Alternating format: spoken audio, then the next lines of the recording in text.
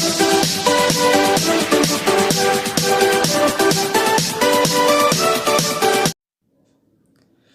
दोस्तों, कैसे हैं आप सब। आई होप आप सब अच्छे होंगे। इस लॉकडाउन के पीरियड में अपनी प्रिपरेशन बहुत अच्छे से कर रहे होंगे। मैं राहुल पटेल एक बार फिर आपका हार्दिक स्वागत करता हूं आपके अपने ही चैनल RKCI एकेडमी दमोह पर।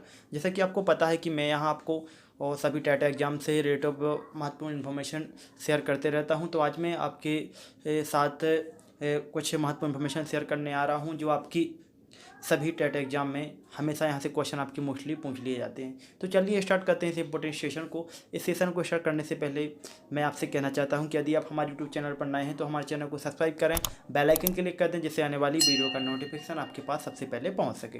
तो चलिए स्टार्ट करते हैं इस इंपॉर्टेंट सेशन को।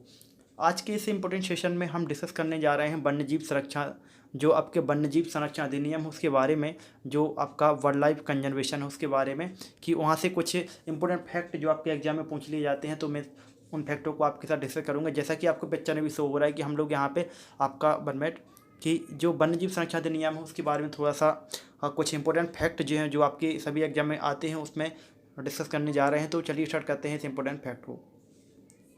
तो सबसे पहले बात की जाए वन संरक्षण अधिनियम के बारे में, तो यहाँ से क्वेश्चन हमेशा आपसे एग्जाम में पूछ लिया जाता है कि जो वन्यजीव संरक्षण अधिनियम की शुरुआत कब हुई थी। तो वन्यजीव संरक्षण अधिनियम की जो शुरुआत हुई थी वो आपके 1972 में हुई थी।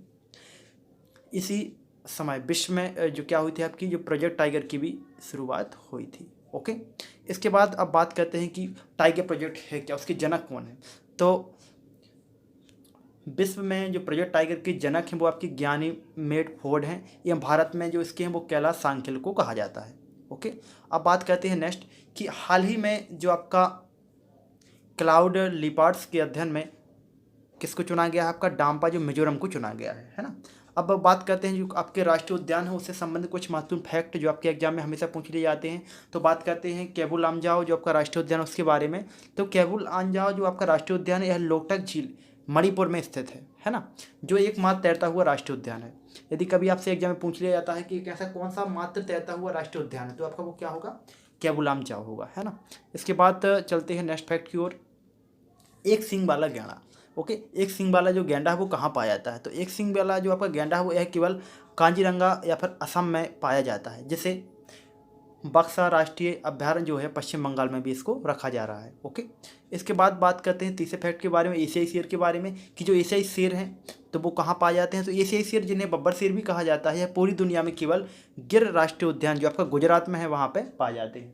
ओके, इसके बाद बात करते हैं हाल ही में जो कैनायन के अटैक से 12 शेरों की क्या हो गई है आपकी, हाल ही में जो कैनायन का अटैक हुआ था उससे आपकी 12 शेरों की क्या हुई, मृत्यु हो गई है।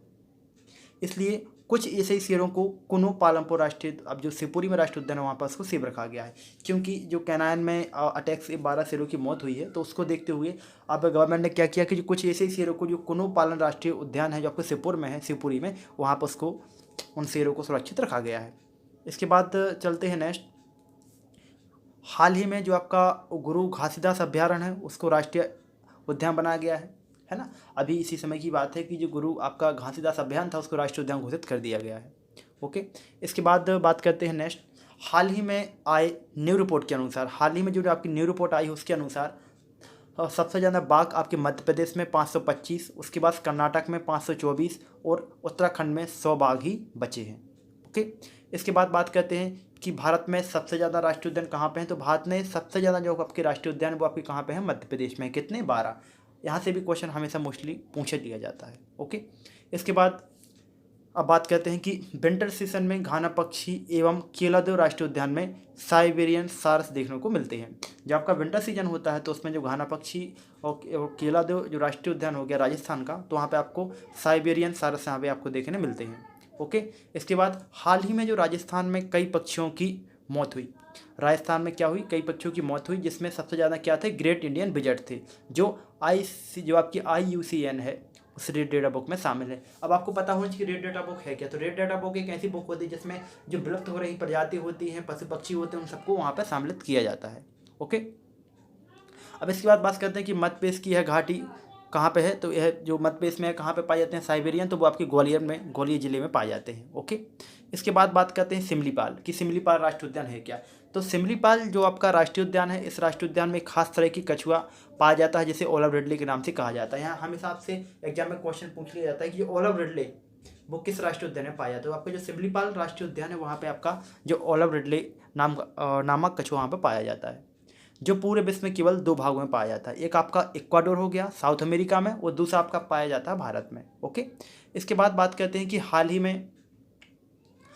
ही में विश्व में हॉकी की जो विस्फोट था, हाल ही में विश्व में जो हॉकी का विस्फोट था वो क्या था, ओलिव रिडले को बनाया गया था। ओके, हाल ही में भारत सरकार द्वारा इसके संरक्षण के लिए उड़ीसा में क्या कराई गई थी, कछुआ दौड़ कराई गई थी। इसी समय मतलब 2021 में या 2020 के समथिंग हाल ही में भारत सरकार ने क्या कराया है कि इसके संरक्षण के लिए उड़ीसा में कछुआ दौड़ कराई है ओलिव रिडले के नाम से, है ना।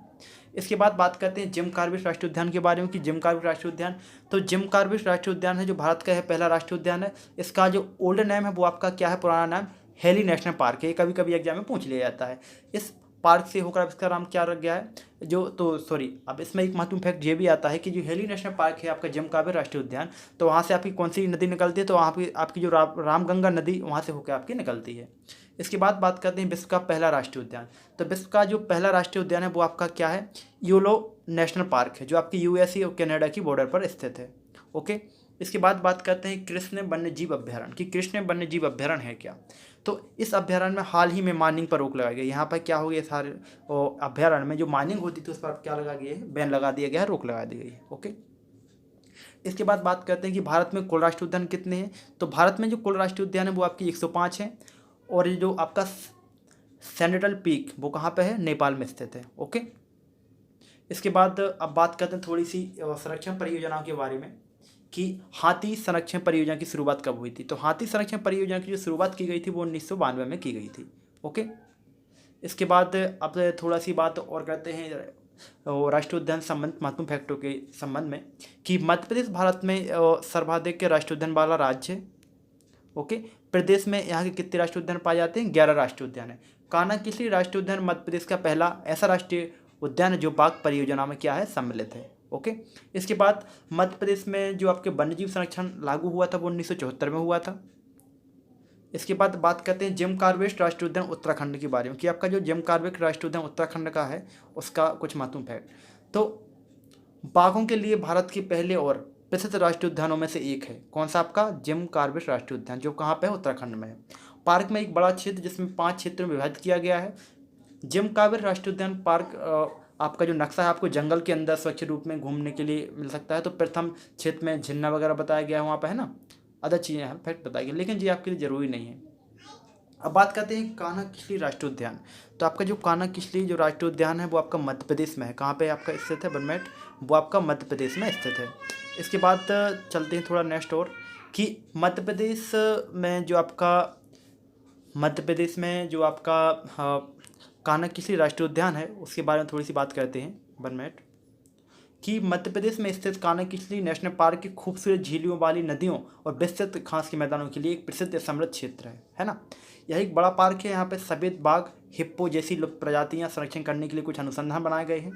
सूचना केंद्र में कान्हा नेशनल पार्क का जो नक्शा है आपको वहाँ से मिल सकता है। तो वहाँ पे आपको जो सफारी, कैबिन, झील और अन्य मार्गों का रास्ता भी वहाँ पे आपको मिल सकता है। अब बात करते हैं बांधवगढ़ राष्ट्रीय उद्यान मध्य प्रदेश के बारे में कि जो बांधवगढ़ आपका जो राष्ट्रीय उद्यान है मध्य प्रदेश उसके बारे में। तो यह मध्य प्रदेश में स्थित है और आपकी प्राकृतिक परिवेश के लिए सबसे अच्छा और भारत में किसी भी अन्य पार्कों की तुलना में बाघों की सबसे अधिक आबादी वाला राष्ट्रीय उद्यान है। जंगलों के लिए बांधवगढ़ राष्ट्रीय उद्यान का नक्शा आपको घने और आंखों पर कब्जा करने वाली सुंदर चट्टानों के इलाकों के लिए जाना जाता है। ओके, इसके बाद नक्शे या स्थानीय से आपको जो वहाँ पे गाइड हैं, तो जंगल का रास्ता बहुत काफ़ी कठिन है वहाँ पे, लेकिन यह आपकी जो बाघ हैं, पक्षी और अन्य जो वन्यजीव हैं उन किस्मों में से यहाँ पर आपको देखने के लिए ज़रूर मिल जाएंगे। अब बात करते हैं रणथंभौर जो आपका नेशनल पार्क है राजस्थान में, उसके बारे में कि यह जो आपका नेशनल पार्क है अरावली पर्वत की पहाड़ियों पर स्थित है। सूचना केंद्र में उपलब्ध रणथंभौर राष्ट्रीय उद्यान का जो नक्शा है वो आपको मिल सकता है। 10वीं शताब्दी के माध्यम से किलों के माध्यम से आपको निश्चित करता है। यह विभिन्न पौधों और जानवरों की विरासत के रूप में जाना जाता है।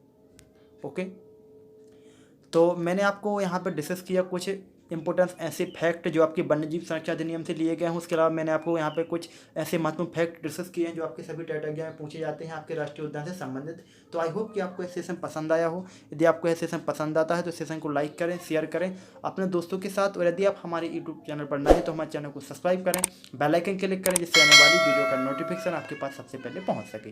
तो मिलते हैं आने वाली वीडियो में, जब तक के लिए thank you very much. Thanks for watching this video.